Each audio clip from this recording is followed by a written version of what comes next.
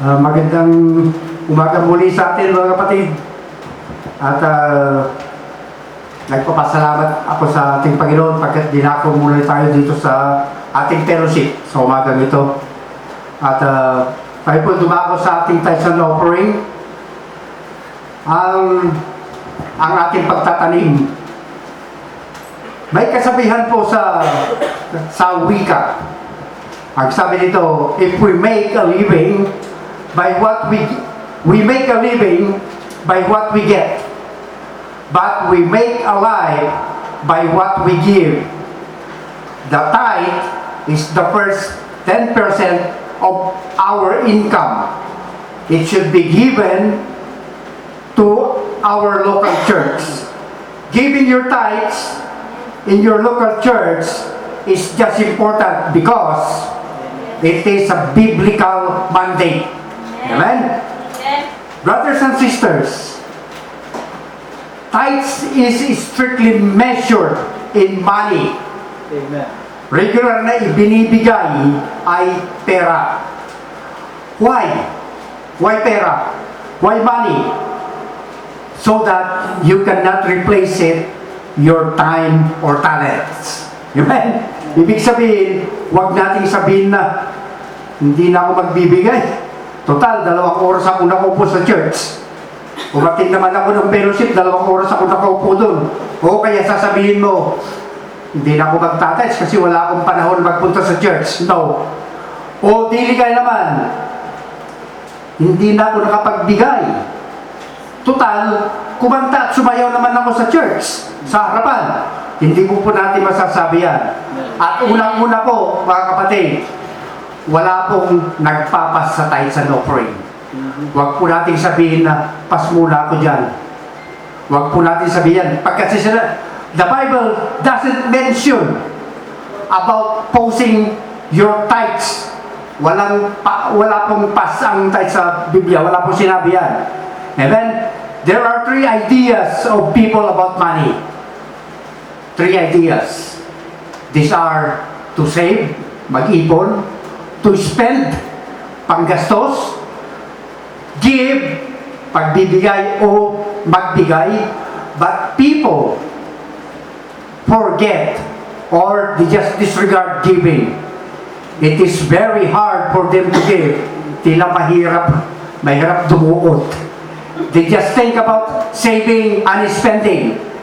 Tithing is an act of obedience to the Lord. It should be given freely with pure motives and also teaches us how to keep God first. Una-muna ang Diyos sa lahat. Amen? And it also teaches us how to live unselfishly. Tinuturan po tayo ng Diyos na huwag tayo madamot. Amen? Do you think God will benefit? Makikinabang kaya ang Diyos sa ating mga tithes? Tithes and offering? No. Because He already has everything He needs. Amen? He doesn't need our money. No. Yes. But He's trying to teach us how to prosper over time. Amen. Amen? Many people have observed that after they stop giving, tumigil silang pagtatithes and offering, tumigil sila magbigay, their finances seem to get worse. Amen? In Malakay 3:10, let's read Malakay 3, chapter 8, beginning chapter 8, verse 11.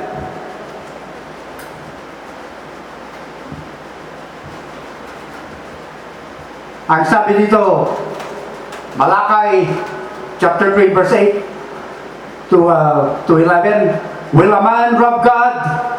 Yet you rob me. But you ask, how do we rob you? In tithes and offerings. You are under a curse, the whole nation of you, because you are robbing me. Bring the whole tithe into the storehouse, that there may be food in my house. Test me in this, says the Lord Almighty, and see if I will not throw open the floodgates of heaven and pour out so many blessings that you will not have room enough for it. In verse 11, I will prevent pest from devouring your crops, and the vines in your fields will not cast their fruit, says the Lord Almighty. Amen. Amen.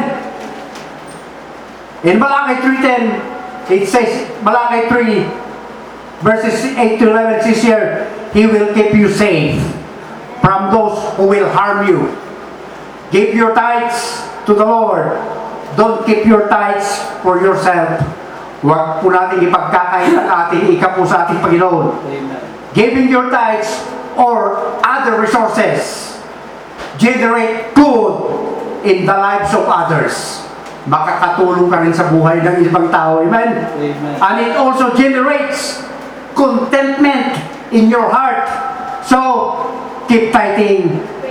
If you tithe, do it out of love for God. To God be the glory. Hallelujah. Tayo po'y manalangin. Praise the Lord.